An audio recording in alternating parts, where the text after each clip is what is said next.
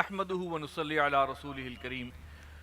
محترم ناظرین و سامعین، السلام علیکم ورحمۃ اللہ وبرکاتہ۔ زمانہ گواہ کا خصوصی پروگرام بموقع سالانہ اجتماع تنظیم اسلامی پیش خدمت ہے، اور ہمارے اس پروگرام کا، اس گفتگو کا موضوع ہے عالمی منظرنامہ، قومی منظرنامہ اور تنظیم اسلامی کا موقف۔ ناظرین، یہ موضوع اتنا وسیع ہے کہ جو وقت ہمیں دیا گیا ہے وہ بہت ہی محدود معلوم ہوتا ہے۔ حالات جس تیزی سے تبدیل ہو رہے ہیں، خراب سے خراب تر ہو رہے ہیں، تو یہ تقاضا کرتا ہے کہ اس پر سیر حاصل گفتگو کی جائے، لیکن بہرحال وقت محدود ہے، اور ہمارے جو پینلسٹ ہیں ان کا تعارف آپ سے کروا دیتا ہوں۔ محترم جناب خورشید انجم صاحب، ناظم دعوت و تربیت تنظیم اسلامی، جناب ڈاکٹر انوار علی صاحب، ریسرچ اسکالر تنظیم اسلامی، جناب رضا الحق صاحب، ریسرچ اسکالر تنظیم اسلامی۔ جب ہم عالمی منظرنامے کی بات کرتے ہیں تو سب سے پہلے فلسطین۔ آپ کے علم میں ہے کہ اس وقت ظلم اور بہیمیت کی جو داستان رقم ہو رہی ہے، اور ابلیسی طاقتیں متحد ہو کر فلسطین سے فلسطینیوں کی نسل کشی پر آمادہ اور پرعزم نظر آتی ہیں۔ ہماری دعا یہ ہے کہ اللہ تعالیٰ ان کے ان عزائم کو ناکام کرے، اور فلسطینیوں کو ان کی جائز جو ان کی ڈیمانڈ ہے اور جو ان کا حق ہے وہ عطا کرے۔ میرا پہلا سوال رضا الحق صاحب آپ سے ہے کہ تقریباً 40 روز کا عرصہ گزر چکا ہے اسرائیلی جارحیت کو، اور جیسا میں نے کہا کہ شیطانی طاقتیں جن میں سر فہرست امریکہ ہے، پھر بھارت ہے، پھر یورپ ہے، اور بہت سے اور ممالک، سب کے سب ایک پیج پر کھڑے نظر آتے ہیں، اور وہ یہ کہ فلسطینیوں کو کسی طرح ختم کیا جا سکے۔ میرا سوال آپ سے یہ ہے کہ آپ اس ظلم، اس بہیمیت، اس کا کیا انجام دیکھ رہے ہیں؟ السلام علیکم ورحمۃ اللہ وبرکاتہ۔ وعلیکم السلام۔ بسم اللہ الرحمن الرحیم۔ بہت شکریہ آصف صاحب۔ آصف صاحب، اس کو قضیہ فلسطین کہیں، اس کو صہیونی ریاست کی ظلم اور ان کی بہیمیت کہیں، اس کو مسجد اقصیٰ کی پکار کہیں، یا یوں کہہ لیں کہ القدس شریف ایک مرتبہ پھر اس کو روندا جا رہا ہے، اور اس میں غزہ خاص حملے ہو رہے ہیں، تو ایسا ہی لگتا ہے کہ جیسے وہاں پہ کیڑے مکوڑوں کی طرح انسانوں کو شہید کیا جا رہا ہے۔ اس وقت تک جو صورتحال سامنے آئی ہے وہ یہ ہے کہ 13,000، یہ سرکاری اعداد و شمار یعنی میڈیا کے مطابق 13,000 فلسطینی مسلمانوں کو غزہ میں شہید کیا جا چکا ہے، اور اس میں آدھے سے زیادہ بچے ہیں، عورتیں ہیں، بزرگ ہیں۔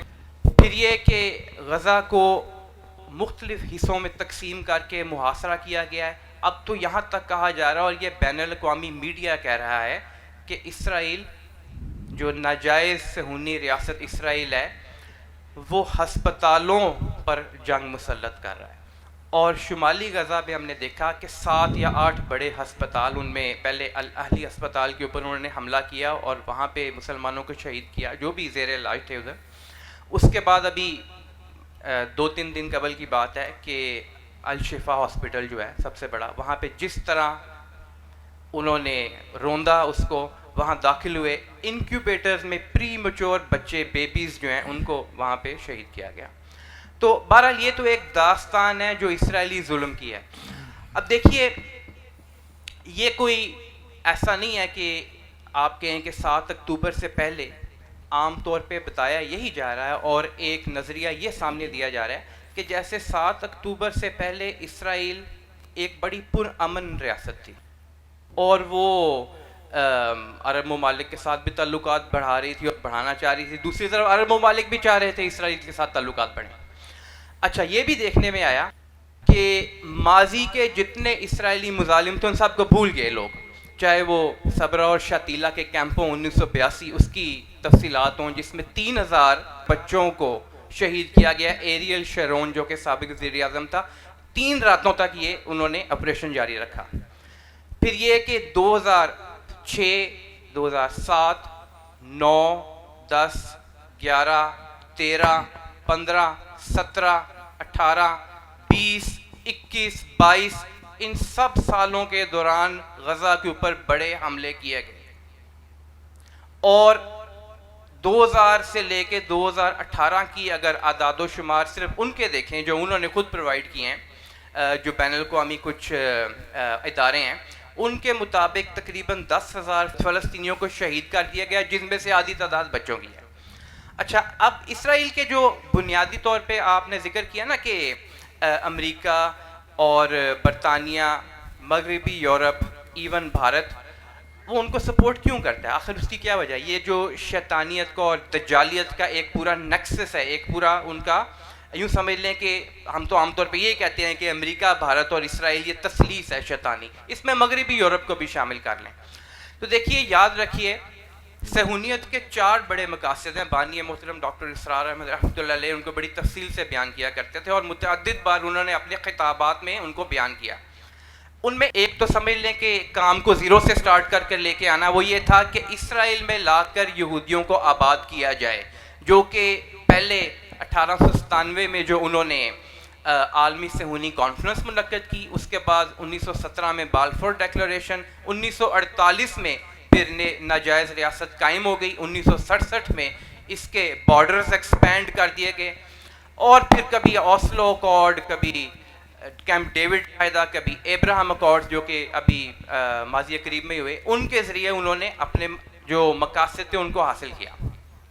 اب وہ مقاصد جو 4 بڑے بڑے ہیں وہ کیا ہیں؟ نمبر 1، آرمگیڈون. وہ یہ چاہتے ہیں کہ ہر صورت میں ایک بڑی عالمی جنگ مسلط کی جائے دنیا پہ.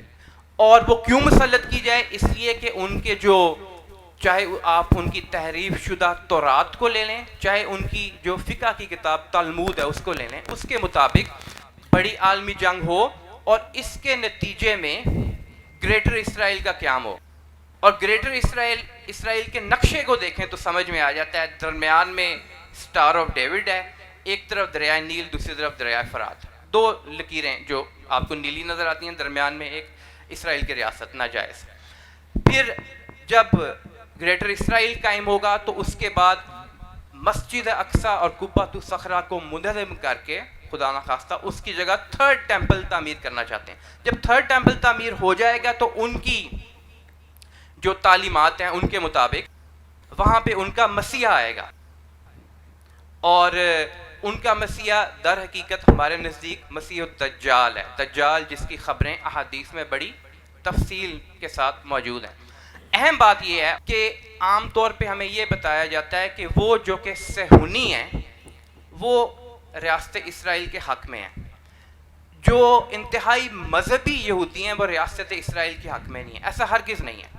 فرق یہ ہے، کچھ کہتے ہیں کہ ریاست اسرائیل مسیحا یعنی جسے ہم دجال کہیں گے اس سے آنے کے بعد بننی چاہیے، ریاست قائم ہونی چاہیے، اس سے پہلے قائم نہیں ہونی چاہیے. اور وہ لوگ جنہوں نے ابھی قائم کی ہوئی ہے وہ کہتے ہیں کہ پہلے ہی قائم ہو جانی چاہیے اور اس کے بعد مسیح آئے گا. دنیا میں ایک بھی ایسا یہودی نہیں ہے، میں ریپیٹ کرتا ہوں بات کو، دنیا میں ایک بھی ایسا یہودی نہیں ہے جو یہ کہتا ہو کہ میں مسیح یعنی اس کے جو ان کے نزدیک مسیح ہے اس کے آنے پر بلیو نہیں کرتا، میں اس پر ایمان نہیں لاتا. بہرحال یہ ان کی ایک اپنی تھنکنگ ہے، ایک سوچ ہے. اب دیکھیے جو ابھی حال ہی میں غزہ کے اوپر حملے ہوئے تو نیتن یاہو کا بھی بیان آیا کہ یہ روشنی کے بچوں اور تاریکی کے بچوں یا ظلمت کے بچوں ان کے درمیان ایک جنگ ہے. وہ اسرائیلیوں کو روشنی کے بچے کہتے ہیں، دوسروں کو کہہ رہے ہیں کہ وہ ظلمت کے یا تاریکی کے بچے ہیں.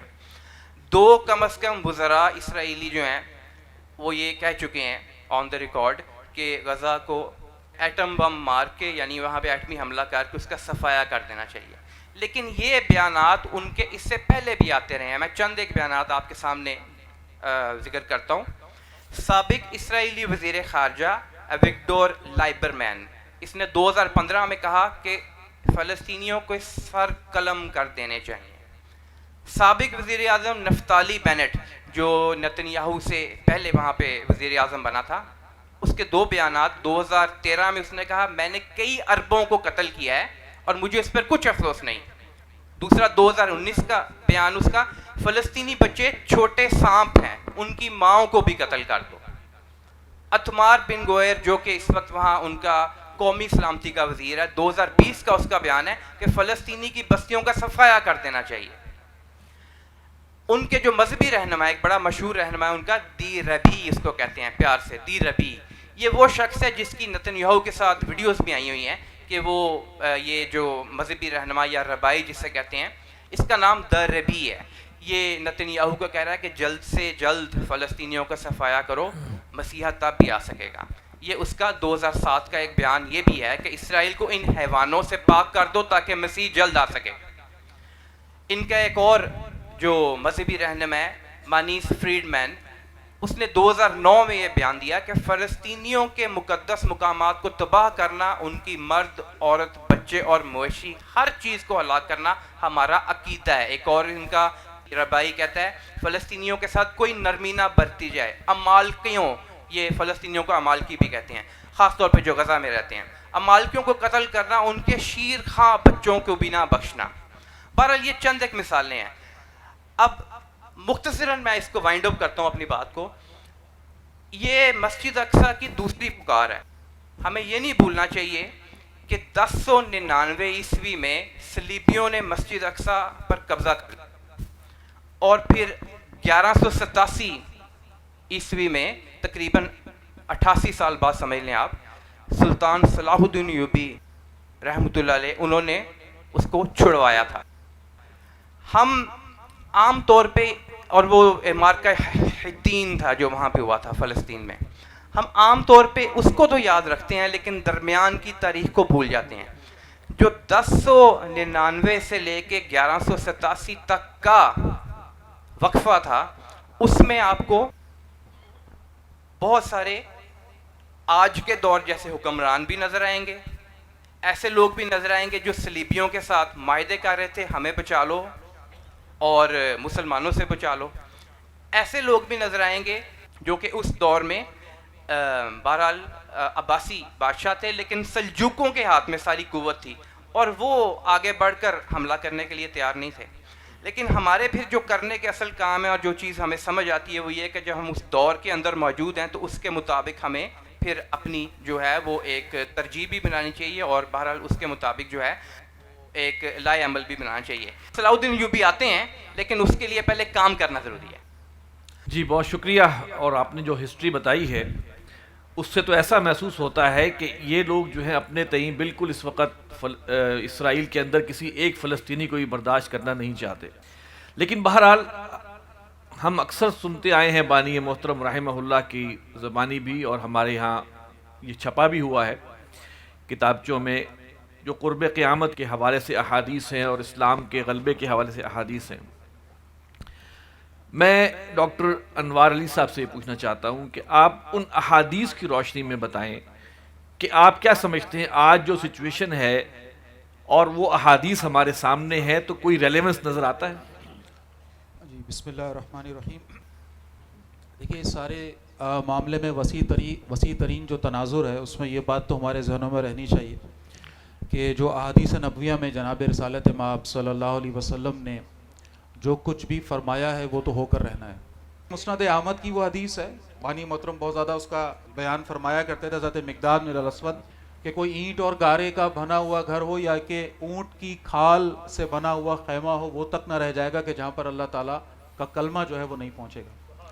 یا پھر آ جائیے وہ جو مسند احمدی کی حضرت نعمان بن بشیر رضی اللہ تعالیٰ عنہ سے مروی حدیث ہے کہ جس میں 5 ادوار کا تذکرہ ہے، اور الٹیمیٹلی ہم یہ جانتے ہیں کہ وہ آخری دور جو انسانیت کے اوپر قیامت سے پہلے جو باقاعدہ آنا ہے اس میں یہ ہے کہ اللہ کا دین وہ غالب ہوگا انشاءاللہ۔ اب یہ ہے کہ یہ تو ہونا ہے، لیکن یہ کیا ایسے آسانی سے ہو جانا ہے؟ یہ ایک اہم ترین سوال ہے۔ اس سے ریلیونس میں اگر 2 احادیث آپ کے سامنے، ایک ابن ماجہ کی حدیث ہے اللہ کے نبی صلی اللہ علیہ وسلم کا ارشاد ہے کہ مشرق سے فوجیں نکلیں گی جو مہدی کی حکومت کو قائم کرنے کے لیے منزل پر منزل مارتی جائیں گی. تو اب یہاں یہ بھی نوٹ فرمائیے کہ جنگ ہونی ہے، جنگیں ہونی اور ایک بڑی جنگ بھی ہونی ہے اور اس میں محنت بھی ہونی ہے. پھر آ جائیے ترمذی شریف کی حدیث جو کہ خاص طور پر اس وقت جو سوال ہے آپ کو اس سے بہت زیادہ میں کہوں گا کہ ریلیونٹ ہے کہ خراساں کی جانب سے علم چلیں گے، ان کو کوئی روک نہ سکے گا جب تک کہ وہ ایلیا میں جا کر نصب نہ ہو جائیں. اور ایلیا جو ہے یہ نام ہے بیت المقدس کا، کیونکہ اس زمانے میں عیسائی قابض تھے اور جنرل ٹائٹس نے جب برباد کیا تھا 70 عیسوی میں، تو وہ 150 سال بعد پھر رومی سلطنت نے جب دوبارہ آباد کیا اور پھر وہ ترتے وہ ایلیا اس کا نام رکھا. تو رسول اللہ صلی اللہ علیہ وسلم کے زمانے میں وہ ایلیا جو ہے وہ اصل میں بیت المقدس ہے کہ جس کی طرف اللہ کے نبی صلی اللہ علیہ وسلم اشارہ فرما رہے. اور اسی بات کو لے کر بانی محترم ڈاکٹر سعد احمد رحمۃ اللہ علیہ یہ فرمایا کرتے تھے کہ یہ جو بڑی جنگ ہونے والی ہے اس کا مرکز وہ بیت المقدس ہے. غالب امکان اس بات کا ہے. اور یقیناً اس وقت جو صورتحال ہے آپ دیکھیں کہ ہم بہت تیزی کے ساتھ اس طرف جا رہے ہیں. اور یقیناً یہ جو اس وقت کی جھڑپ ہے، میں اگر بات کو تھوڑا سا اس سے آگے بڑھاؤں، یہ تو اللہ جانتا ہے کہ یہ موجودہ اس وقت یعنی اس بڑی جنگ کا جو یہ حصہ ہے کہ جس میں ہم ابھی اس وقت جو صورتحال دیکھ رہے ہیں فلسطین کی، کیا اس کا انجام اس ملحمۃ العظمیٰ کی طرف جا رہا ہے؟ جا تو رہا ہے، لیکن کیا فوری طور پر ہمیں وہ بڑی جنگ نظر آنے والی ہے؟ یا یہ ہے کہ ابھی کوئی سیز فائر کا معاملہ ہو جائے گا، ابھی یہ جنگ رک جائے گی اور کچھ دنوں بعد دوبارہ سے اس کو چھیڑا جائے گا؟ یہ ساری باتیں تو یقیناً تجزیہ نگاروں نے اپنے اپنے انداز میں ہمارے سامنے رکھی ہیں. لیکن یہاں پر ایک نقطہ آپ کے سامنے اگر میں رکھوں، وہ جو الملحمۃ العظمیٰ جس کی رسول اللہ صلی اللہ علیہ وسلم نے بڑی صراحت کے ساتھ احادیث میں جس کی وضاحت ہمیں ملتی ہے، اس بڑی جنگ جس کو کہ آرمیگڈون بھی کہتے ہیں، ارمجدون جس کو ہم اردو میں کہتے ہیں، جس کی طرف دنیا بہت تیزی سے جا رہی ہے، وہ تیسری عالمی جنگ بھی جس کو ہم کہہ سکتے ہیں اس تاریخ کے تناظر میں. 1903 میں میکس نیروڈو نامی ایک صہیونی کانفرنس میں یہ بات اپنے ساتھیوں کے سامنے رکھی تھی، اور ریکارڈ یہ بات موجود ہے کہ ہمیں ایک بہت بڑی جنگ کروانے کی ضرورت ہے تاکہ دنیا میں طاقت کا توازن بگڑے اور ہم سامنے آ سکیں. ہم جانتے ہیں کہ پھر پہلی جنگ عظیم کا معاملہ ہوا، سلطنت عثمانیہ خلافت جو ہے اسلامی وہ ختم ہوئی. 1920 میں ہنری فورڈ اول کی کتاب منظر عام پر آئی ہے، یہ امریکی صنعتکار تھا اور اس نے یہ انکشافات کیے کہ پہلی جنگ عظیم کرانے میں سب سے بڑا ہاتھ یہودیوں کا تھا. اور وہاں 1920 میں اس نے لکھا کہ بہت جلد ہم ایک دوسری جنگ عظیم دیکھیں گے جس کی کہ یہودی تیاری شروع کر چکے ہیں. اور ہم دیکھتے ہیں کہ 20-25 سال کے بعد دوسری جنگ عظیم ہوئی اور اس کا پورا فائدہ ہم دیکھتے ہیں کہ یہودیوں کو ہوا.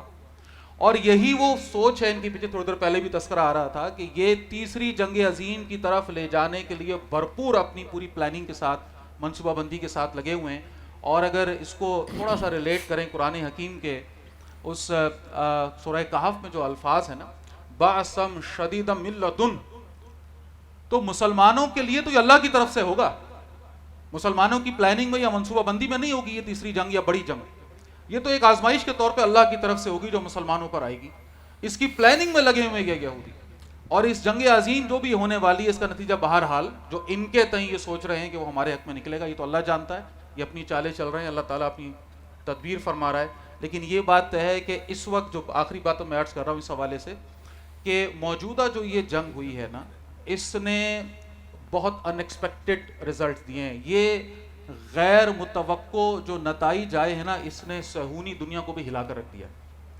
اس سے پہلے ایسا کبھی نہیں ہوتا تھا. آپ نوٹ فرمائیے، میں اگر سادہ سے الفاظ میں کہوں، 7 اکتوبر کو یہ خبر ہمیں سننے کو ملی کہ حماس نے حملہ کیا، اور میں سمجھتا ہوں کہ شاید ہی ہم میں سے کوئی ہوگا جو اس حوالے سے بڑا پر امید ہوگا کہ آئندہ کیا ہونے والا ہے.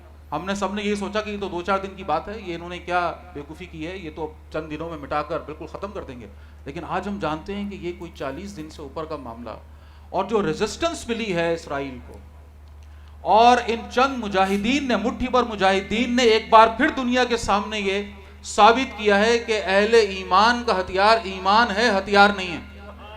وہ ہتھیار پر بھروسہ نہیں کرتا، ایمان پر بھروسہ کرتا. اللہ کی قسم اتنے چند لوگ ان کے مقابلے میں نہتے کہیں گے نا ان کو، جو گھروں میں بنائے ہوئے راکٹوں کے ذریعے ان سے لڑ رہے ہیں، اور آج دیکھیں ان کو ناکو چنے چپواتی ہیں. سب سے بڑا نقصان اسرائیل کو اس جنگ کا، دیکھیں اگر اسباب کی بات کریں شاید یہ ریزسٹنس کچھ اور دن چلے، واللہ عالم، اللہ جانتا ہے. خاکم بدن نظر آ رہا ہے کہ یہ کچھ اور مزید آگے بڑھیں گے. یہ سرنگیں جو ان کی دفاعی ایک بنا ہوا ہے ایک ظاہرہ، وہ شاید ٹوٹ جائیں، واللہ عالم آگے جو بھی ہونا ہے. لیکن اسرائیل کو ناکو چنے چبوا کر ان کی اوقات دنیا کے سامنے رکھی ہے. دنیا کے سامنے ان کا مکرو چہرہ، کیونکہ سوشل میڈیا کی یہ دنیا ہے، تو خاص طور پر عالم کفار، جو عالم کفر ہے، ان کے سامنے ان کا مکرو چہرہ بڑے واضح ہو کر آیا ہے. دنیا دو حصوں میں بٹتی چلی جا رہی ہے بڑی تیزی کے ساتھ دنیا، اور ہم نظر آ رہا ہے ابھی واشنگٹن میں بھی ریلی نکالی گئی ہے اسرائیل کے حق میں، اس سے پہلے فلسطین کے حق میں نکالی گئی تھی. تو دنیا بڑی تیزی کے ساتھ دو حصوں میں تقسیم ہو رہی ہے، اور اس وقت ان کی اوقات پوری دنیا کے سامنے، ان کا جو روب دبدبہ قائم ہو رہا تھا ٹیکنالوجی کا، اسلحوں کا، وہ سب بہرحال کسی درجے کم ہوا ہے. ان کے اپنے لوگوں کے ہوش اڑے ہیں. تو معلوم یہ ہوتا ہے کہ شاید کچھ عرصہ بھی معاملہ یہ اور آگے بڑھے گا. اس حوالے سے میں جیسے قرآن مجید میں ہے وَمَكَرُوا وَمَكَرَ اللَّهُ وَاللَّهُ خَيْرُ الْمَاكِرِينَ، تو ایک جو چیز سامنے آئی ہے کہ پوری دنیا میں عوام کے اندر، اکثریت عوام کے اندر اسرائیل کے لیے نفرت پیدا ہو چکی ہے، خصوصاً امت مسلمہ میں. ہمارے حکمران جو ہیں، امت مسلمہ کے حکمران بھلے اس کا اظہار نہ کریں یا نہیں کر سکتے، لیکن عوام کے اندر شدید غیظ و غضب اور غصہ جو ہے وہ اسرائیل کے لیے پیدا ہو چکا ہے. اور اس مسلمانوں کے علاوہ جو غیر مسلم ہیں، انہوں نے بھی دیکھ لیا ہے اسرائیل کا ایک خوفناک اور ایک درندگی پر مبنی چہرہ. تو یہ جو آگے جا کر جو ایک الملحمۃ العظمیٰ ہونا ہے، اور اینڈ پر جو احادیث میں جس پہ کہ ہمارا ایمان ہے کہ وہ ایسا ہی ہونا ہے جیسا احادیث میں ہے کہ پتھر بھی پکار اٹھیں گے اور درخت بھی پکار اٹھیں گے کہ یہودی میرے پیچھے چھپا ہوا ہے، آؤ اس کو مارو. تو گلوبلی بھی اتنی نفرت پیدا ہو چکی ہوگی ان کے خلاف کہ یہ آئسولیٹ بھی ہو جائیں گے، اور اللہ کے حکم سے حضرت عیسیٰ کے ہاتھوں ان کا انجام بھی ہوگا. ایک بات اس میں کہوں کہ لیکن درمیان میں وہ فیض بھی احادیث نبویہ میں جو ملتا ہے کہ پٹائی بھی بہت ہونی ہے. جی بہرحال اللہ تعالیٰ اپنا فضل فرمائے، عربوں کے حوالے سے بھی اور دنیا کے حوالے سے بھی. بہرحال سخت وقت تو آنا ہے. خورشید انجم صاحب، میرا آپ سے سوال یہ ہے کہ جو عملی نوعیت کا ہے کہ دیکھیے فلسطین میں جو ہو رہا ہے، ہم پاکستان میں ہم جلسے بھی کرتے ہیں، جلوس بھی کرتے ہیں، ہم نے کوشش کی ہے اسرائیلی مصنوعات کا بائیکاٹ کرنے کے بھی. آپ یہ بتائیے کہ وہ کون سے ایسے تدابیر ہیں، ایسے عملی اقدامات ہیں، یا کیا ذمہ داری ہم پر عائد ہوتی ہے کہ ہمیں اس سچویشن میں کیا کرنا چاہیے، انفرادی طور پہ بھی اور حکومتی طور پہ. میں ویسے تھوڑا سا عرض کروں، جیسے کہ ہر اسرائیلی بچے کو بھی معلوم ہے کہ ہم نے ایک جنگ لڑ لی، یعنی کہ وہ اپنی تیاریاں پوری کر رہے ہیں، اور جو بھی بچہ جو ہے وہ 10th گریڈ سے فارغ ہوتا ہے تو وہ فوجی تربیت بھی لیتا ہے، وہ تو تیاری مسلسل کر رہے ہیں، ان کو پتہ ہے ہم نے لڑنا ہے، اور بچے کو پتہ ہے، اور وہاں کا ہر نوجوان لڑکا ہو یا لڑکی ہو وہ وہاں کی ایک ریزرو فورس کا حصہ بھی ہیں. آپ یہ بتائیے ہم کیا کریں؟ بسم اللہ الرحمن الرحیم. سب سے پہلی بات تو یہ ہے، یہ جو پچھلی گفتگو چل رہی ہے، 47 میں تقسیم ہند کا معاملہ ہوا اور 48 میں اسرائیل. ویسے یہ لفظ بھی مناسب نہیں ہے، جیسے ہم کہتے ہیں مقبوضہ کشمیر، تو یہ بھی مقبوضہ فلسطین کہنا چاہیے. یہ زبردستی کا قبضہ ہے، دھونس ہے، دھاندلی ہے، بدماشی ہے جو کی گئی ہے، اور انہی عالمی طاقتوں نے کی ہے جنہوں نے یہاں کی ہے. برطانیہ نے باقاعدہ مسلمانوں سے بھی ان کو یہ جھانسا دیا کہ ہم آپ فلسطین سے لے کر یمن تک کا علاقہ دیں گے، آپ سلطنت عثمانیہ کا ساتھ چھوڑ دیں. اور ادھر یہود کو بھی کہا کہ ہم آپ کو یہاں ملک بنا کر دیتے. اور پھر اس کے بعد جو کچھ ہے آپ کے سامنے. تو ایک تو یہ میرے خیال میں بہتر ہوگا ہم مقبوضہ فلسطین کا لفظ، یعنی لوگوں کو بھی تھوڑا سا اس سے وہ اندازہ ہو کہ یہ کیوں کہا جا رہا ہے. اسرائیل جب ہم کہتے ہیں تو ایک طرح سے ہم اس کو تسلیم کر رہے ہیں. جو بات آپ نے کہی ہے تو اب جس حد تک انسان کر سکتا ہے وہ ہر شخص نے انفرادی طور پر بھی کرنا ہے، اور پھر اجتماعی طور پر بھی جو ہم کر سکتے ہیں وہ ہمیں کرنا چاہیے. اس میں سب سے پہلے تو اللہ کی مدد اور اس کے لیے دعا. الدعاء مخ العبادہ، الدعاء هو العبادہ، نبی کریم صلی اللہ علیہ وسلم کی احادیث مبارکہ ہے۔ تو دعا اللہ تعالیٰ سے کرنی چاہیے، اور اپنی جو بھی ہماری اس وقت کمزوری ہے، جو بے بسی ہے، جو کیفیت ہے، اور ہمارے حکمرانوں کی جو بے حسی ہے، اس سب کے علی الرغم اللہ سے دعا کرنی چاہیے، اللہ تعالیٰ ہمارے لیے آسانی فرمائے۔ پھر اس کے ساتھ ساتھ قرآن مجید میں ارشاد باری تعالیٰ ہے وَاسْتَعِینُوا بِالصَّبْرِ وَالصَّلَاةِ، مدد کس طرح سے ہے؟ نماز سے اور صبر کے ذریعے سے۔ تو نماز کا اہتمام، اللہ تعالیٰ سے مانگنا، صبر اور استقامت والا معاملہ، یہ چیز جو ہے اس کو کرنے کی ضرورت ہے۔ پھر اسی طرح ہمیں معلوم ہونا چاہیے تاریخ کے حوالے سے بنی اسرائیل کی ہسٹری اور اسرائیل کی ہسٹری۔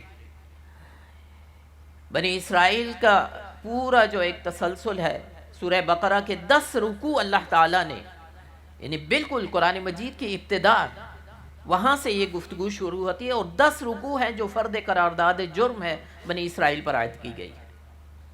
قرآن کی ابتدا اسی سے ہو رہی ہے۔ اور پھر اس کے بعد اسرائیل کو قائم کروانے کے لیے جو کچھ دھونس، دھاندلی، بدماشی، جیسے میں نے پہلے بھی کہا، یہ سارا کچھ کیا ہے، اس کی بھی ہمیں معلومات ہونی چاہیے۔ ہمارے لوگوں کو تو پتہ ہی کچھ نہیں ہے، جو کچھ تھوڑا بہت سرسری سی باتیں ہوتی ہیں وہی ہم سن لیتے ہیں۔ پھر اس کے ساتھ ساتھ جیسے ابھی آپ نے بھی کہا، بچوں میں وہ ایک جذبہ، جوش ہونا چاہیے، ہمارے نوجوانوں کو اس کی تعلیم دینی چاہیے، اس حوالے سے بھی گفتگو جو ہے ہونی چاہیے۔ مالی تعاون، اگرچہ حالات بہت سخت ہیں، وہاں تک کچھ جانے نہیں دیا جا رہا، ٹرکس کھڑے ہیں اور وہاں غزہ کی طرف نہیں چھوڑے جا رہے، یہ سارا کچھ ہے، لیکن کوشش کرنی چاہیے۔ جو ادارے، جیسے کہ ایک پچھلا پروگرام بھی ہوا ہے زمانہ گواہ کا، تنظیم کی جانب سے بھی 3 اداروں کی طرف توجہ دلائی گئی ہے، الخدمت فاؤنڈیشن، دارالعلوم کرنگی، اور اسی طرح خبیب فاؤنڈیشن۔ ان کے ذریعے سے آپ اپنے جو بھی عطیات ہے، اپنا تھوڑا سا ہم اپنے آپ کو سکویزڈ کریں، اپنے اخراجات کو کم کریں، اور یہ تو حماس، یہ امت مسلمہ کی طرف سے فرض کفایہ ادا کر رہے ہیں، یہ ساری امت کا فرض ہے۔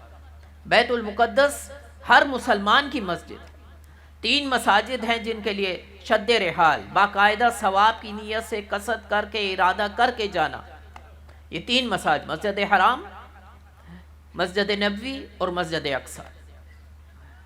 تو یہ ہماری ایک مشترکہ متاع ہے، یہ عربوں کا معاملہ، یہ فلسطینیوں کا، یہ حماس کا معاملہ نہیں، لہٰذا دامے درمے سخنے جتنا بھی ہم کر سکیں ہم ان کے ساتھ کریں۔ پھر اسی طرح پرامن احتجاجی مظاہروں کی کوشش کریں، مظاہرہ جو ہے اس کے نتیجے سے لوگوں کے سامنے بات آتی ہے، ایک بڑے پیمانے پر بات ہوتی ہے۔ بہرحال مسلمان ممالک سے تو بہت بہتر ہے، یورپین ممالک ہے، لندن میں جو مظاہرہ ہوا ہے بہت بھاری تعداد جو ہے اس میں آئی ہے، تو یہ ایک بہرحال اس کی کوشش ہمیں بھی اپنے طور پر کرنی چاہیے۔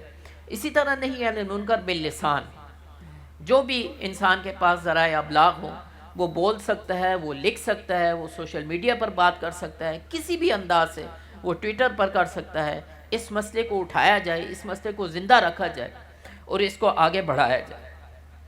اپنے حکمرانوں سے، جو مقتدر ہمارے طبقات ہیں ان سے، اور اسی طرح امت کی جو افواج ہے ان سے کہا جائے کہ وہ بھی اپنے فرض کو پہچانیں، اپنے جو بھی ان کی ذمہ داری ہے اس کو پہچانیں۔ پھر جس طرح ابھی بات ہوئی فوجی تربیت، ہمارے ہاں کسی زمانے میں وہ NCC ہوتی تھی، اس کو بھی ختم کر دیا گیا، اور ویسے ہی نہیں ختم کیا گیا، مشرف صاحب کے دور میں، جی ویسے ہی نہیں ختم کیا، باقاعدہ پلان کے تحت کیا گیا۔ وہاں لازم ہے، ہر نوجوان کے لیے لازم ہے، چاہے لڑکا ہے چاہے لڑکی ہے، اور یہاں اس کو دہشت گردی کے ساتھ جوڑ دیا جاتا ہے۔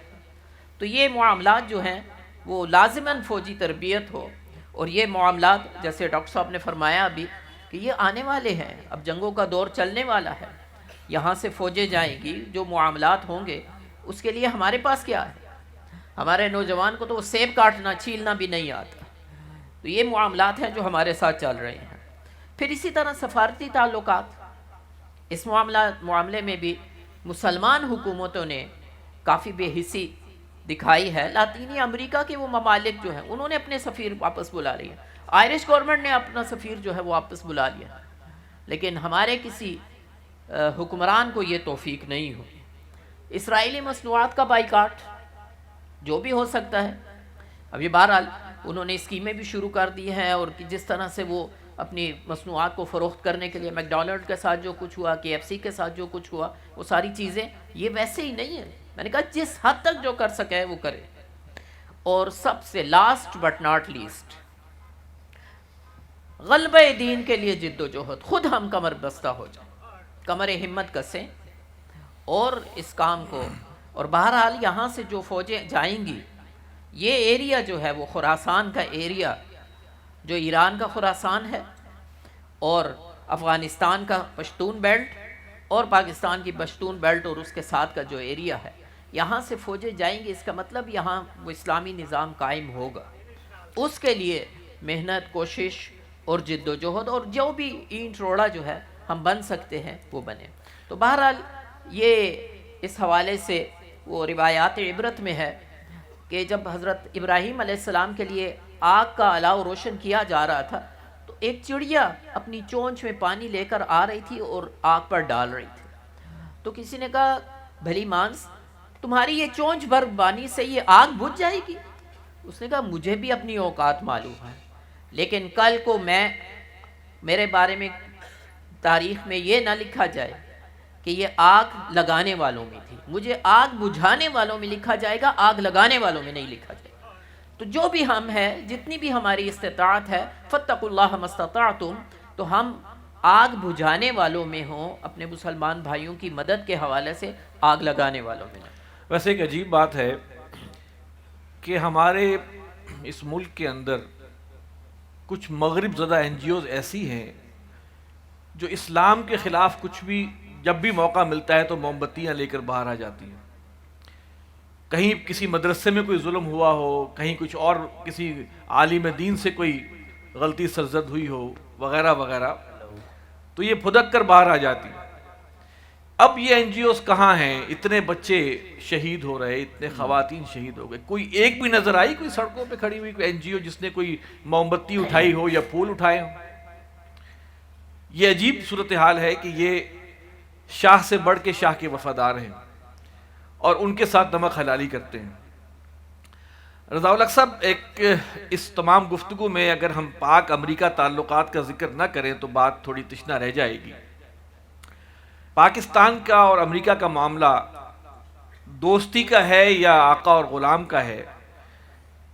اس وقت آپ کیا سمجھتے ہیں کہ آج مشرق وسطیٰ کے تناظر میں، بھارت کے تناظر میں پاکستان اور امریکہ کے تعلقات کہاں پہ کھڑے ہیں؟ آصف بھائی، ویسے تو امریکہ اور پاکستان کے تعلقات کے تناظر میں اگر آپ دیکھیں تو جو سابق صدر ایوب خان، ان کی جو کتاب ہے سوانح حیات سمجھ لیں، آٹو بایوگرافی جو ہے، فرینڈز ناٹ ماسٹرز، یہ عنوان ہی کافی ہے کہ وہ یہ کہہ ہی اس لیے رہے ہیں کہ پاکستان تاریخ کے اکثریت حصے میں امریکہ کی ڈکٹیشن پر ہی چلتا رہا ہے، اگر اس کو نرم ترین الفاظ میں بھی کہا جائے تو. اور امریکہ پاکستان کا روز اول سے دشمن ہے، جس طرح بھارت ہے، جس طرح اسرائیل ہے. یہ چیز ہمیں بھولنی نہیں چاہیے. قدرت اللہ شہاب نے شہاب نامہ کے اندر تذکرہ کیا ہوا ہے 3 پوائنٹ ایجنڈا جو کہ امریکہ کا ہے، اور وہ ہمیں تاریخ میں دکھائی دیتا ہے، اور بہرحال ماضی میں بھی دکھائی دیتا تھا، لیکن اب تو بڑا کلیئرٹی کے ساتھ 9/11 کے بعد ہمیں وہ دکھائی دیا ہے. اس میں یقیناً ان کی شرانگیزیاں اپنی جگہ پہ ہیں، اپنوں کی بھی کوتاہیاں اپنی جگہ پہ ہیں، لیکن وہ 3 point agenda, number 1 deislamization of Pakistan, کہ پاکستان جس کی نظریاتی بنیاد، نظریہ پاکستان کی بنیاد پر پاکستان وجود میں آیا، تو نظریاتی بنیاد اسلام، اس کی جڑیں کھوکھلی کر دو. اس میں جس طرح آپ نے NGOز کا ذکر کیا وہ بھی اپنا کردار ادا کرتی ہیں، اس میں جو میڈیا ہے وہ اس نے بھی اپنا کردار ادا کیا. ہمارے جو کریکولم یعنی کہ جو تعلیمی نصاب ہوتا ہے اس کے اندر بھی ہم نے دیکھا کس طرح ماضی میں بہرحال اب تو الحمدللہ کہ قرآن پاک کی کچھ آیات جو ہیں اور کچھ حصہ جو ہے وہ شامل کیا جا رہا ہے، لیکن ماضی میں تو خاص طور پہ یہ دیکھا کہ کس طرح ان کو کرید کے نکالا گیا، کھرچ کے نکالا گیا، علامہ اقبال کو نکال دیا، علامہ اقبال کو نکال دیا گیا۔ تو ڈی اسلامائزیشن، نمبر 2 ڈی نیوکلیئرائزیشن، اور خاص طور پہ نیوکلیئر پروجیکٹ کی پاکستان کے حوالے سے اس وقت تو صرف ابھی خواہش کا اظہار تھا، اب تو مکمل طور پہ ایٹمی پاور بن چکی ہے۔ تو کئی مرتبہ یہ پاکستان کو لالچ دیا گیا ہے کہ رول بیک کر دو، ہم تمہاری تمام ضروریات پوری کر دیں گے، لیکن پاکستان کو یہ ہرگز نہیں بھولنا چاہیے، رول بیک کریں گے تو وہی حشر ہوگا جو لیبیا کے ساتھ ہوا تھا۔ 2009 میں کرنل قذافی نے اپنا ایٹمی پروگرام رول بیک کرنے کا اعلان کر دیا۔ مجھے ابھی بھی وہ ٹی وی کے اوپر تصاویر چلتی ہوئی یاد ہیں کہ اطالوی صدر نے بلایا، اطالوی وزیر اعظم نے بلایا اور کرنل قذافی سے وہ گلے مل رہا تھا اور مبارکباد دے رہا تھا کہ ہم اب لیبیا کے تمام مسائل حل کر دیں گے۔ اس کے 2 سال کے بعد یہ دیکھیں آپ عرب اسپرنگ کے نام کے اوپر لیبیا کا کیا حال ہوا اور کرنل قذافی کے ساتھ انہوں نے کیا کیا۔ یہی معاملہ آپ اس سے پہلے بھی دیکھ سکتے ہیں ڈکٹیٹرز کے ساتھ۔ تو دوسرا یہ کہ پاکستان کے ایٹمی دانت توڑے جائیں، اس میں امریکہ، انڈیا، اسرائیل، 3 آئیز، یہ تینوں سیم پیج پر ہیں تمام۔ اور تیسرا پھر یہ کہ ڈی ملٹرائز پاکستان کو کر دیا جائے۔ یہ جو اکنامک معیشت کے جو مسائل ہیں، آخر آپ دیکھیے ان کا ہماری فوج کے اوپر بھی تو اثر پڑے گا، خاص طور پہ کیپیبلٹی، جو کیپیسٹی اور کیپیبلٹی ہوتی ہے فوج کی، اس کے اوپر ضرور اثر پڑے گا۔ اب اس میں جیسا کہ میں نے عرض کیا نا پہلے کہ کچھ ان کے سازشیں ہیں، کچھ اپنوں کی بھی کوتاہیاں ہیں۔ ہماری اسٹیبلشمنٹ کا بھی رول شروع سے اب تک کوئی ایسا اچھا نہیں رہا، اور بہرحال الدین و نصیحہ کی بنیاد پر ہم انہیں بھی خیر خواہی کے جذبے سے دعوت دیتے ہیں اس بات کی، لیکن وہ ڈی ملٹرائز کرنا ان کا ایک جو ہے وہ چاہتے ہیں۔ اب دیکھیے افغانستان کے اندر جو معاملہ ہوا بڑی اگزامپل ہے ہمارے لیے۔ قرآن پاک کے اندر آتا ہے بَعْثُهُمْ بَيْنَهُمْ شَدِيد تَحْسَبُهُمْ جَمِيعًا وَقُلُوبُهُمْ شَتَّىٰ، کہ یہ ان کی آپس میں بڑی دشمنی ہے ایک دوسرے کے ساتھ، کفار کی بات کر رہے ہیں۔ تم سمجھتے ہو کہ یہ آپس میں متحد ہیں لیکن ان کے دل پھٹے ہوئے ہیں۔ افغانستان کے اندر 42 یا پتہ نہیں کتنے ممالک تھے، ان کا اتحاد تھا، نیٹو بھی شامل تھا، امریکہ بھی شامل تھا، بمباری کی، سب کچھ کیا انہوں نے۔ چلتے چلتے باقی سب ممالک آہستہ آہستہ چھوڑ گئے، آپس میں ان کے تضادات بھی پیدا ہو گئے، جھگڑے بھی پیدا ہو گئے، کرتے کرتے پیچھے نیٹو، امریکہ اور برطانیہ رہ گئے، برطانیہ بھی چھوڑ گیا، امریکہ اور نیٹو رہ گئے، نیٹو بھی چھوڑ گیا، آخر میں صرف امریکہ رہ گیا تھا، امریکہ بھی آخر میں بھاگ گیا۔ تو یہ وہ معاملہ جو ہمیں ہمیشہ ذہن میں رکھنا چاہیے، اللہ تعالیٰ کی مدد اسی وقت آتی ہے جب ہم اس کے ساتھ، اللہ کے ساتھ خالص ہو جاتے ہیں۔ اچھا جی، اب تھوڑا افغانستان کی طرف آتے ہیں۔ ڈاکٹر انوار صاحب، طالبان افغانستان کی دوبارہ حکومت سنبھالنے کے بعد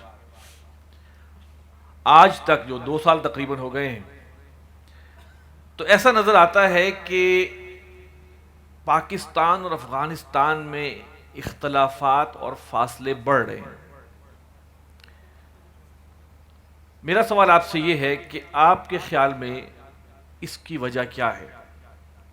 پاکستان کے حوالے سے اور پاکستان افغان تعلقات کے حوالے سے اس وقت جو صورتحال ہے وہ کوئی بہت اچھی نہیں ہے، ہم سب اس وقت جانتے ہیں۔